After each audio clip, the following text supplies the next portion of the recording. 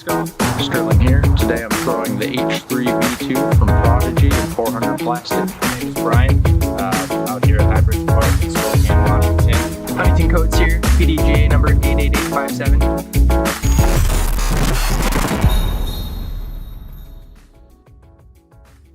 Hey guys, Tanner here with Utility Disc Golf, and today we're going to review the Prodigy H3V2 in the 400 plastic. The H3V2 is the second version of the H3, and the H3V2 has a shallower rim and an updated outer rim, so it's going to fly a little bit faster and it's going to have more glide than the original H3. For me, the H3V2 is a very neutral to straight flying disc. It doesn't have a whole lot of left to right movement in the air.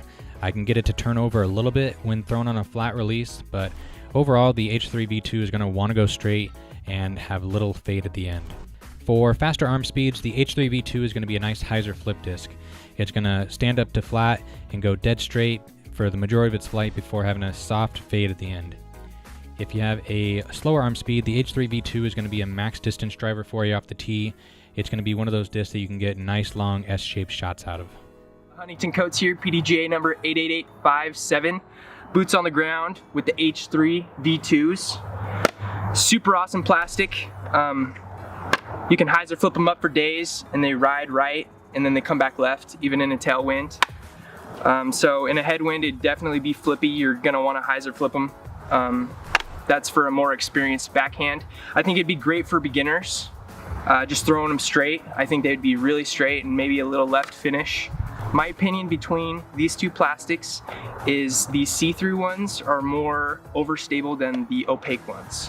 So just a side note when you're buying, but I really think that they're great for beginners and they're hyzer flip bombers for advanced players. My name is Brian, out here at H3V2 Park in Spokane, Washington. Had the chance to throw the H3V2.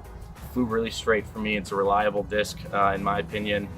Really fun to throw, and yeah, it's probably good for many different types of shots, but it's mostly going to fly pretty straight for you and end on a little bit of a fade. So yeah, go get the H3V2.